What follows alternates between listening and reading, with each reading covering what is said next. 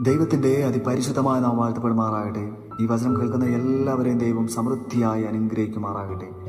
നെഹമ്യാവിൻ്റെ പുസ്തകം 2-ാം അധ്യായം അതിൻ്റെ 20-ാം വാക്യപ്രകാരം പറയുന്നു, സ്വർഗത്തിലെ ദൈവം ഞങ്ങൾക്ക് കാര്യം സാധിപ്പിക്കും.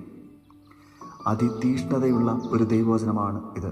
സ്വർഗത്തിലെ ദൈവം ഞങ്ങൾക്ക് കാര്യം സാധിപ്പിക്കുമെന്ന്. ജോസഫിനെ പോലെ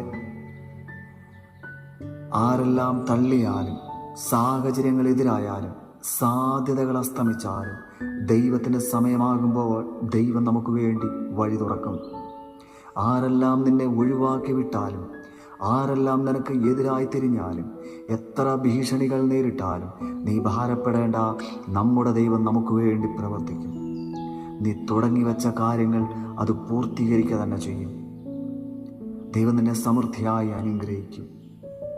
ഏതെല്ലാം പ്രയാസങ്ങൾ കൂടെ നീ കടന്നു പോകുന്ന സാഹചര്യങ്ങളിൽ നിനക്ക് തുണയായി നിന്റെ കൂടെ ഉണ്ടാകും. ദാനിയേലിനെ സിംഹത്തിൻ്റെ കുഴിയിലിട്ടപ്പോൾ എല്ലാവരും വിചാരിച്ചു അവൻ്റെ ജീവിതം പോയി എന്ന്.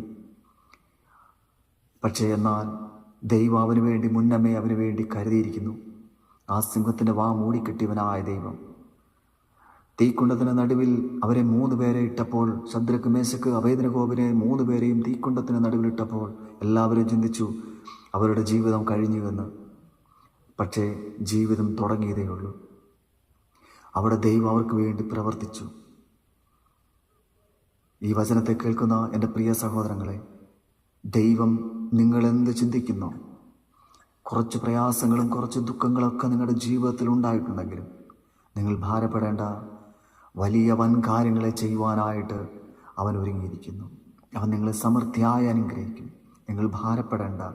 ഏത് വിഷയത്തിലായാലും, ജോലി കാര്യത്തിലാണോ നിങ്ങൾ ഭാരപ്പെടേണ്ട, സാമ്പത്തിക കാര്യത്തിലാണോ നിങ്ങൾ ഭാരപ്പെടേണ്ട, നിങ്ങൾ വിഷമിക്കേണ്ട. ദൈവം നിങ്ങളുടെ കൂടെയുണ്ട്. നമുക്ക് വേണ്ടി എന്ത് കാര്യവും സാധിപ്പിച്ചു തരുന്ന ഒരു ദൈവമുണ്ട്. നമുക്ക് വേണ്ടി പ്രവർത്തിക്കുന്ന ഒരു ദൈവമുണ്ട്. എനിക്കും നിങ്ങൾക്കും വേണ്ടി കാൽവരി ക്രൂശിൽ ജീവനെ മറുവിലയായി കൊടുത്ത ഒരു ദൈവം നമുക്കുണ്ട്. നിങ്ങൾ വിശ്വസിക്കണം. ദൈവം നിങ്ങളെ എല്ലാവരെയും അനുഗ്രഹിപ്പാൻ ശക്തനായ ദൈവമാണ്.